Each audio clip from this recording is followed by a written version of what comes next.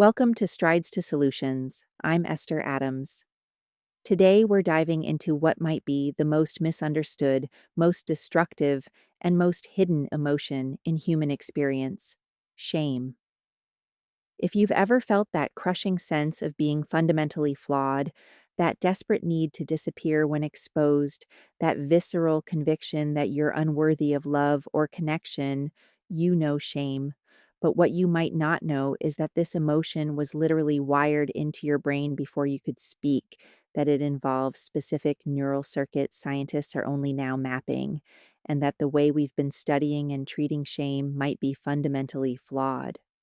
We're going to explore groundbreaking research showing how a single misattuned glance from your mother at 14 months old could have sculpted neural pathways you're still imprisoned by decades later, why your right brain hemisphere dominates every shame experience, and why, after decades of research, scientists still can't agree on what shame actually is, let alone how to heal it. Shame is the sleeper cell of psychopathology. For decades, it operated beneath the surface of psychological research, overshadowed by its flashier cousins, anxiety and depression, while quietly orchestrating much of human suffering from the shadows. Helen Lewis called it the hidden emotion because shame has a peculiar quality. It makes us want to hide not just from others, but from our own awareness of it. It's an emotion that conceals itself even as it controls us. But here's what's truly remarkable: shame isn't just a feeling, it's a neurobiological system that begins developing before you can walk, involves specific brain circuits that can now be mapped and measured, and serves an evolutionary function so important that every human brain is wired for it. Yet, despite its universality and its devastating impact on mental health, we're still arguing about what shame actually is. Let me start with a scene that plays out millions of times a day across the world, though the actors never remember it. A 14-month-old toddler, newly mobile and drunk on the joy of exploration, toddles back to mother with some fascinating object. Maybe a dust bunny, maybe mommy's lipstick, maybe something genuinely dangerous. The toddler's face is lit with what researchers call high positive affect, eyes sparkling with excitement, little body vibrating with joy, fully expecting mommy to share in this magnificent discovery. But instead of the mirroring joy the toddler expects, mommy's face displays something else. Maybe disgust, maybe anger, maybe just cold disapproval. In 300 milliseconds, faster than conscious thought, the toddler's nervous system registers this facial display and executes one of the most remarkable state transformations in human development. The sympathetic nervous system, which was driving all that excitement and joy, suddenly shuts down. The parasympathetic nervous system takes over. Heart rate plummets. Blood pressure drops. The child literally deflates. Shoulders droop, head drops, gaze averts. The sparkling eyes go dull. This is the birth of shame. And according to Alan Shore's groundbreaking research, this moment doesn't just create a feeling, it literally sculpts the brain. The orbitofrontal cortex, a region of the brain that won't fully mature for another 2 decades, is in a critical period of development at precisely this age. These shame experiences, repeated hundreds of times during toddlerhood, actually wire the neural circuits that will regulate emotion for the rest of that child's life. Think about that for a moment. Before you could form conscious memories, before you had language to describe your experience, your brain was already being programmed with templates for shame. These aren't cognitive beliefs you can simply change with positive thinking. These are neural highways carved into your brain tissue when it was most plastic, most vulnerable, most dependent on caregivers for survival. This is why shame feels different from other emotions. When you feel guilty, you think, I did something bad. When you feel ashamed, you feel, I am bad. Guilt is about actions. Shame is about existence itself.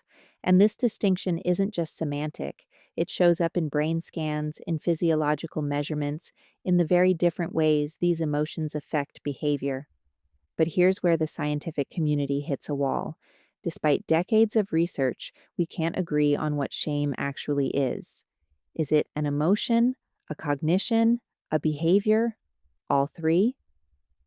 Paul Gilbert, one of the leading shame researchers, points out that we might be using the word shame to describe completely different phenomena. What looks like shame might actually be social anxiety. What we're calling shame might be humiliation. What we're measuring as shame might just be low self esteem, having a bad day. This isn't academic hair splitting. If we can't define shame precisely, we can't measure it accurately. If we can't measure it accurately, we can't study it properly. And if we can't study it properly, we can't treat it effectively. This is why, despite shame being implicated in everything from depression to violence to eating disorders to suicide, we're still fumbling in the dark when it comes to helping people heal from toxic shame. The measurement problem is particularly troubling. June Tangney's test of self conscious affect, one of the most widely used shame measures, presents people with hypothetical scenarios and asks how they'd respond. You break something at work and hide it. How ashamed would you feel? But this assumes shame is primarily about behavior in specific situations. What about the person who feels deeply ashamed of their body, their personality, their very existence? These forms of shame might never show up on Tangney's test. David Cook's internalized shame scale takes a different approach, using statements like, I feel like I am never quite good enough, and sometimes I feel no bigger than a pea. But as critics point out, these items might be measuring depression or low self esteem rather than shame specifically. How do we separate feeling worthless because you're depressed from feeling worthless because you're ashamed?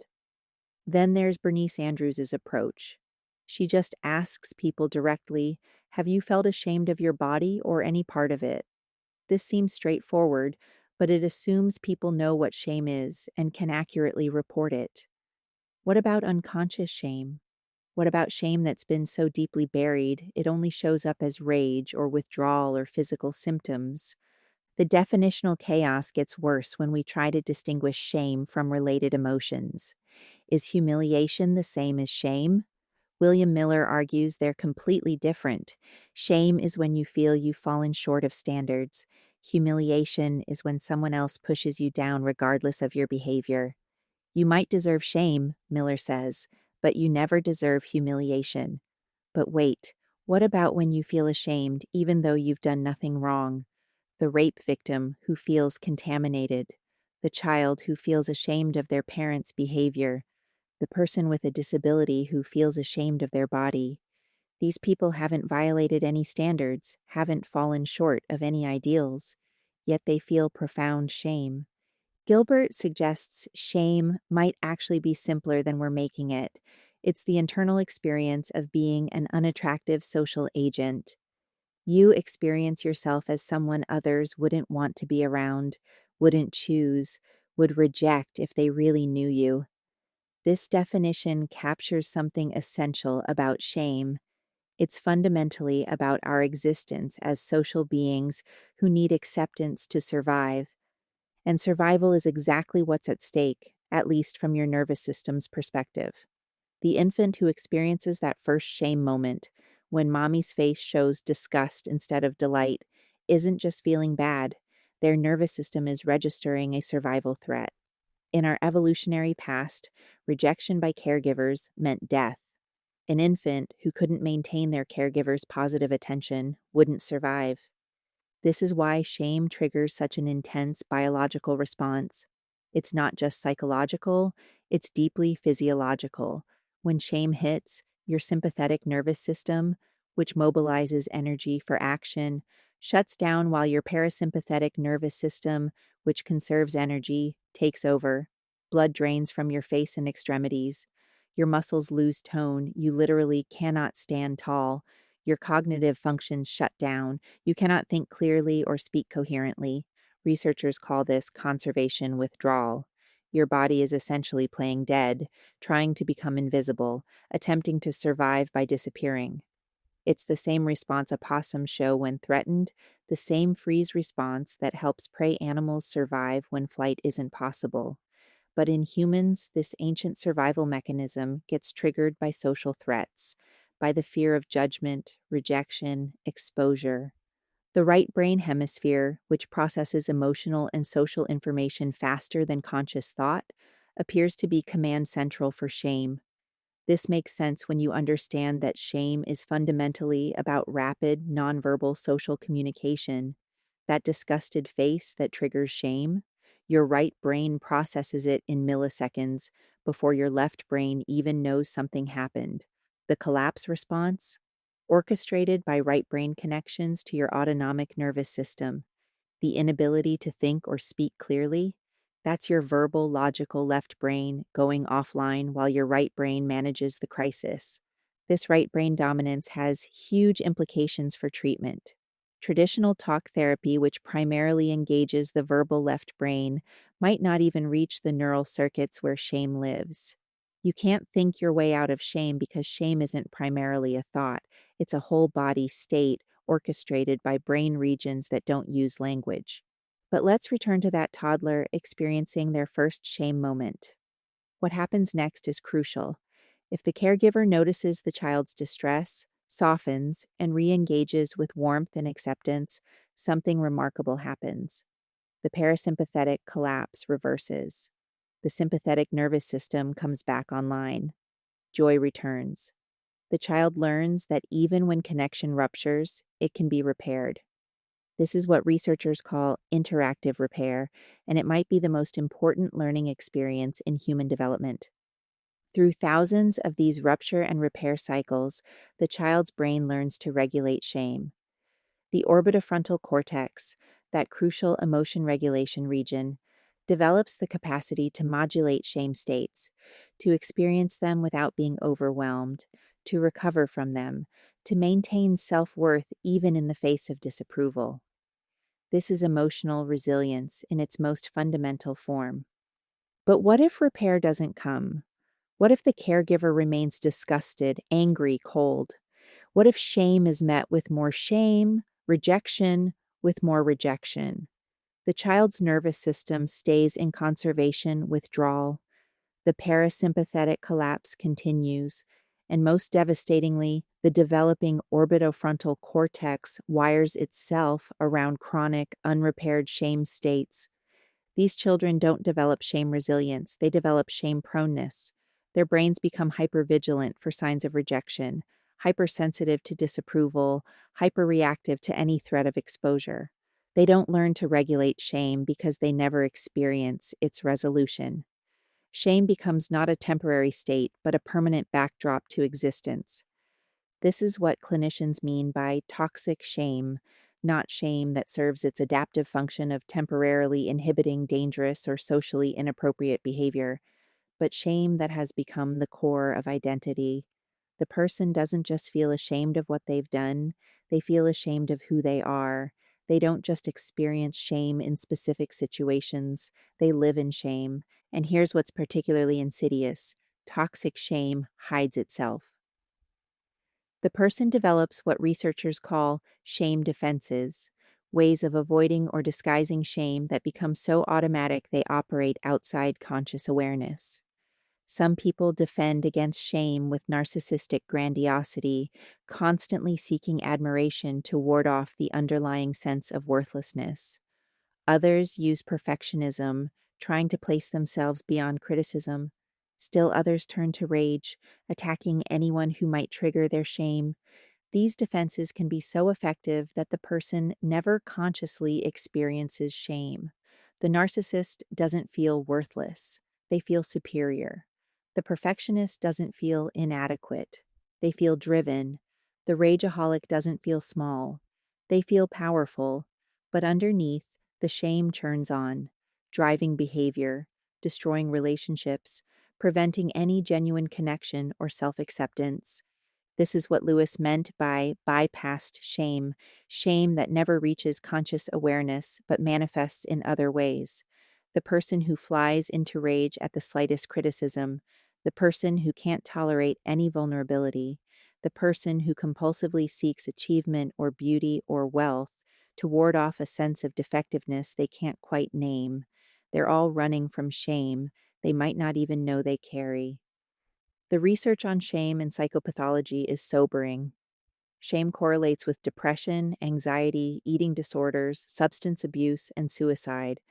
But correlation isn't causation, and here we hit another problem in shame research. Does shame cause depression, or does depression cause shame? Are shame prone people more likely to develop mental illness, or does mental illness make people feel ashamed? Most shame research uses cross sectional studies, measuring shame and symptoms at the same time, which can't answer these questions.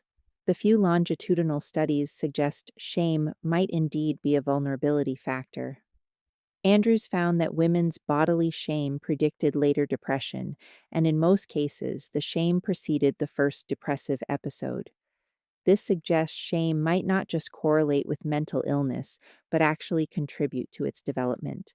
But even if shame does contribute to psychopathology, we're left with the treatment problem. How do you heal something that hides itself? How do you treat an emotion that shuts down the very capacities, thought, speech, connection that therapy relies on? How do you repair neural patterns laid down before conscious memory? Some researchers argue we've been approaching shame treatment all wrong. We've been trying to help people think differently about themselves, to challenge their shame based beliefs, to develop self compassion. But if shame is primarily a right brain, body based, implicit memory phenomenon, then thinking and talking might not reach it. This is where somatic approaches become relevant. If shame is fundamentally a body state, that parasympathetic collapse, that conservation withdrawal, then perhaps it needs to be addressed through the body.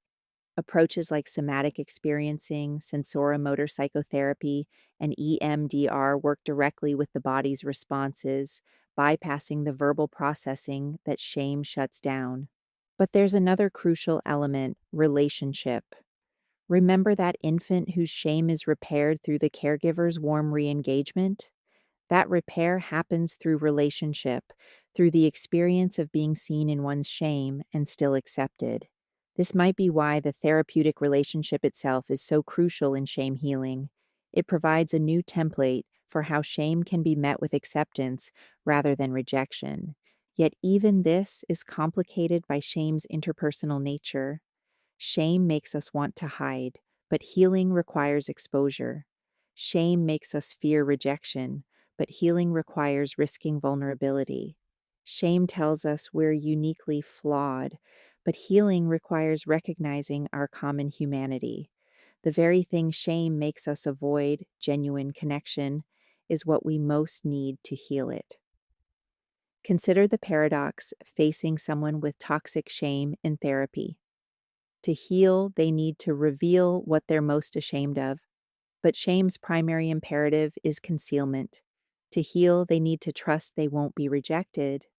But shame tells them they're fundamentally rejectable. To heal, they need to feel worthy of help. But shame tells them they're worthless.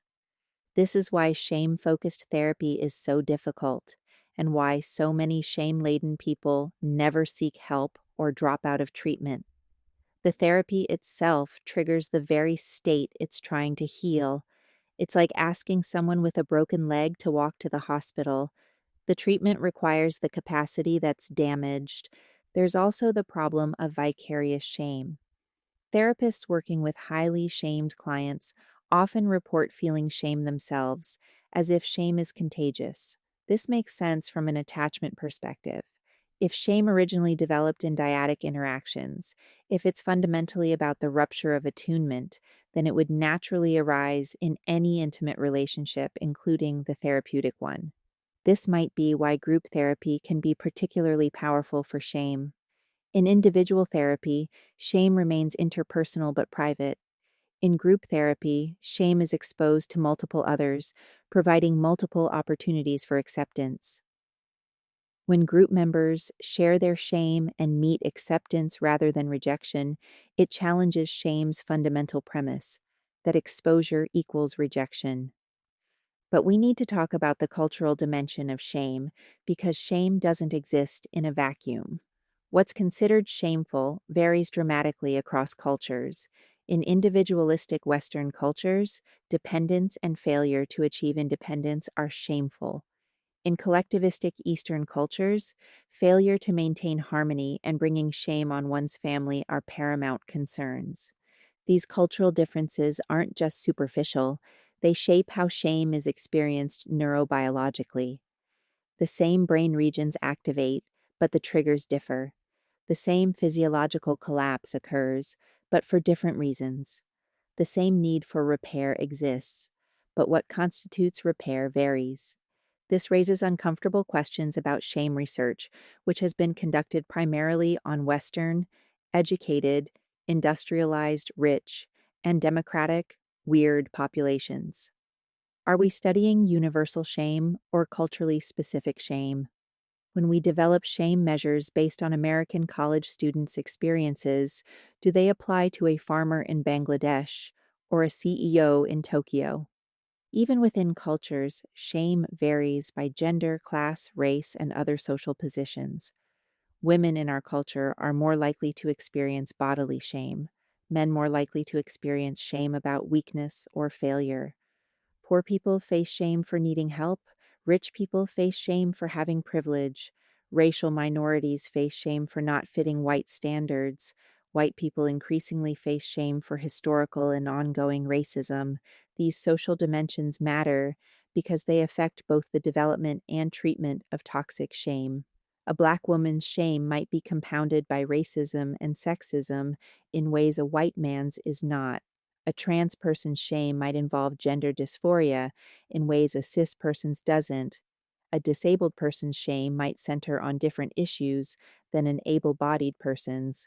Yet most shame research and treatment ignores these intersections, treating shame as if it's the same for everyone. This is particularly problematic when we consider that marginalized people often face systemic shaming, being treated as inferior, unworthy, or disgusting by dominant society. How do you heal personal shame when cultural shame is ongoing? Let me tell you about something researchers are calling the shame spiral, a phenomenon where shame creates the very conditions that intensify shame. Here's how it works. You feel ashamed, so you withdraw. Withdrawal leads to isolation. Isolation prevents the connection that could heal shame. The lack of connection confirms shame's message that you're unworthy. This intensifies shame, leading to more withdrawal, more isolation, more confirmation. Or consider the achievement version. You feel ashamed of not being good enough, so you push yourself to achieve.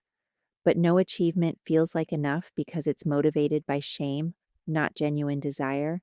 So you push harder, achieve more, but feel no better. The failure to feel better despite achievement confirms that you really are inadequate. This intensifies shame, leading to more desperate achieving, more failure to feel satisfied, more confirmation of inadequacy. These spirals can continue for decades, each cycle strengthening shame's neural pathways, each repetition making escape less likely. The person becomes trapped in what Nathanson calls a shame based identity, organizing their entire life around avoiding or compensating for shame. Some people become what researchers call shame prone, developing a disposition toward experiencing shame across many situations. These individuals don't just feel ashamed when they make mistakes, they feel ashamed for existing. They don't just fear specific judgments, they expect rejection everywhere. They don't just hide particular flaws, they hide themselves. But here's what's fascinating and tragic. Shame prone people often can't identify shame when they feel it. It's so chronic, so familiar, that it feels normal. Like fish who don't know they're in water, shame prone people don't recognize shame as a distinct state. It's just how life feels. This is why direct questions about shame often fail. The person doesn't recognize what you're asking about. This brings us to an extraordinary finding from infant research. Some babies show shame like responses before the typical age of 14 to 16 months. These infants, usually classified as behaviorally inhibited, show the physiological markers of shame, parasympathetic dominance, withdrawal, gaze aversion, in situations that don't trigger shame in other babies. It's as if they're pre wired for shame sensitivity. This raises profound questions about nature versus nurture in shame development. Are some people genetically predisposed to shame? Does temperament interact with early experiences to create shame proneness? Can a shame sensitive baby develop shame resilience with the right caregiving, or is their fate sealed by biology? Jerome Kagan's research on behavioral inhibition suggests about 15% of infants are born with nervous systems that are hypersensitive to novelty and potential threat. These babies startle easily, cry more, and show more fear of unfamiliar people and situations. They're also more likely to develop social anxiety and possibly chronic shame. But biology isn't destiny. The same research shows that behaviorally inhibited children with sensitive, responsive caregivers can develop secure attachments and emotional resilience.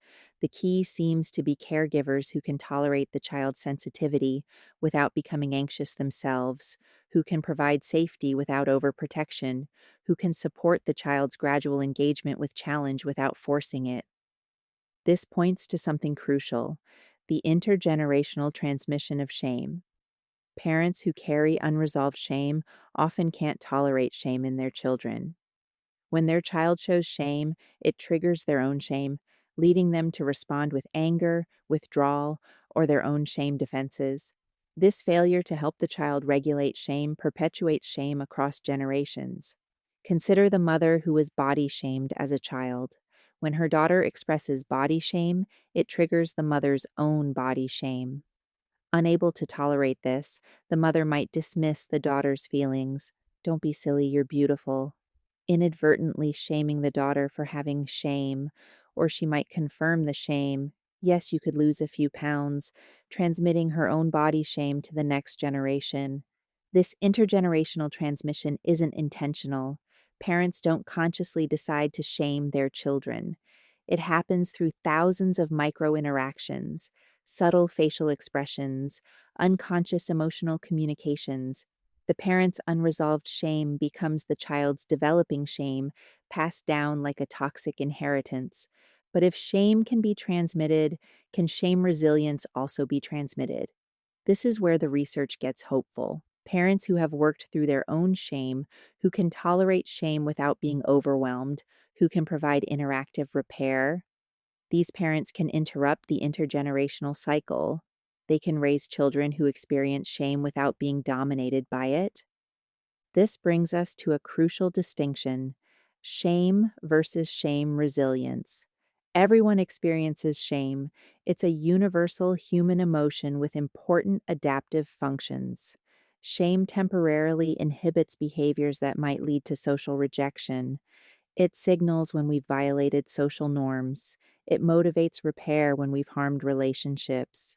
But shame resilience, the ability to experience shame without being overwhelmed, to recover from shame, to maintain self worth despite shame, this isn't universal. This is learned, developed through thousands of experiences of shame followed by repair, shame met with acceptance, shame transformed through connection. Brene Brown's research on shame resilience identifies four key elements: recognizing shame triggers, practicing critical awareness about shame messages, reaching out to others, and speaking shame.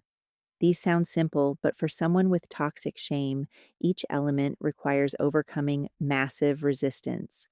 Recognizing shame triggers means becoming conscious of what's been unconscious. Practicing critical awareness means questioning beliefs that feel like absolute truth. Reaching out means risking the rejection shame promises. Speaking shame means violating shame's primary rule: never expose what's shameful. This is why shame healing is so difficult and so slow.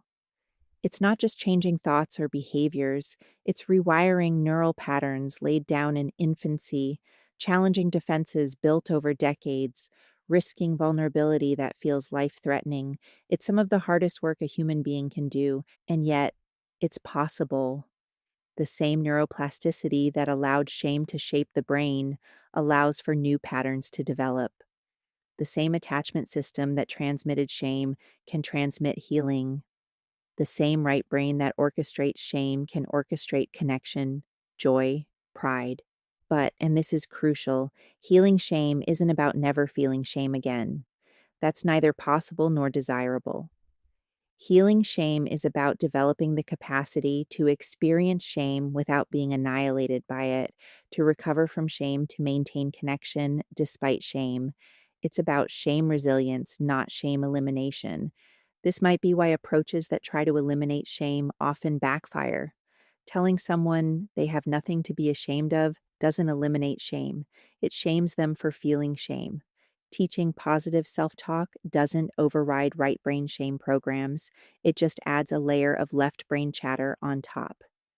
Encouraging self compassion is important, but if the person's nervous system is locked in conservation withdrawal, they literally can't access the neural circuits that generate compassion. What does seem to work is meeting shame with presence, acceptance, and patience. When someone risks sharing their shame and meets acceptance rather than rejection, it challenges shame's core premise. When someone experiences their shame witnessed without judgment, it provides a new template for self witnessing. When someone's shame is met with compassion, it opens the possibility of self compassion. But this requires therapists, friends, and family members who can tolerate shame, their own and others. It requires people who won't rush to fix or dismiss shame, who can sit with the discomfort shame brings, who can maintain connection when shame says to disconnect. This is extraordinarily difficult because shame is contagious. Witnessing another's shame often triggers our own. Let me share something that might change how you think about shame. It's not actually about you. Shame feels intensely personal, but it's really about survival in social groups. Your nervous system doesn't care about your individual happiness. It cares about maintaining the social connections necessary for survival. Shame is your nervous system's way of saying you're risking rejection, and rejection means death. This evolutionary perspective helps explain shame's intensity and irrationality. You're not overreacting when shame feels unbearable. Your nervous system is responding as if your life is at stake because, evolutionarily speaking, it was. The infant who couldn't maintain caregiver approval died. The tribal member who was rejected by the group died. Our ancestors who didn't have strong shame responses, who didn't care about social rejection, didn't survive to pass on their genes. This means we're all descendants of people with strong shame responses. We inherited nervous systems exquisitely sensitive to social threat, hypervigilant for signs of rejection, ready to collapse in submission when dominance isn't possible. These are features, not bugs. They kept our ancestors alive. But in modern life, these ancient programs often misfire. Your nervous system can't tell the difference between your boss's disapproval and tribal rejection, between a romantic breakup and abandonment by the clan, between social media criticism and being cast out to die. It responds to all social threats as if they're survival threats, triggering shame with an intensity that seems wildly disproportionate to the actual danger. This evolutionary mismatch helps explain why shame is so prevalent in modern life. We live in environments our shame systems weren't designed for, massive anonymous cities instead of small tribes, social media exposing us to judgment from millions of strangers, cultural emphasis on individual achievement rather than group harmony. Our shame systems are hyperactivated by constant social evaluation, comparison, and potential rejection. Consider social media alone. Every post risks judgment. Every photo invites comparison. Every comment could trigger criticism. We're exposing ourselves to more potential shame triggers in a day than our ancestors faced in a lifetime. No wonder anxiety and depression, both closely linked to shame, are skyrocketing. But understanding shame's evolutionary function also points toward healing. If shame is fundamentally about maintaining social bonds necessary for survival, then healing shame requires experiencing secure social bonds. If shame says you'll be rejected, healing requires experiences of acceptance. If shame says you're not worthy of the group, healing requires finding your place in community. This is why individual therapy, while important, might not be sufficient for healing toxic shame. We need communities, relationships, and social environments that provide different messages than shame offers. We need what researchers call earned security, developing secure attachment patterns through new relationships, even if early attachments were insecure. But here's the challenge: shame makes us avoid exactly what we need. Shame says hide, but healing requires exposure. Shame says isolate, but healing requires connection. Shame says you're uniquely flawed, but healing requires recognizing shared humanity. The cure requires confronting the disease directly, and the disease is designed to prevent exactly that.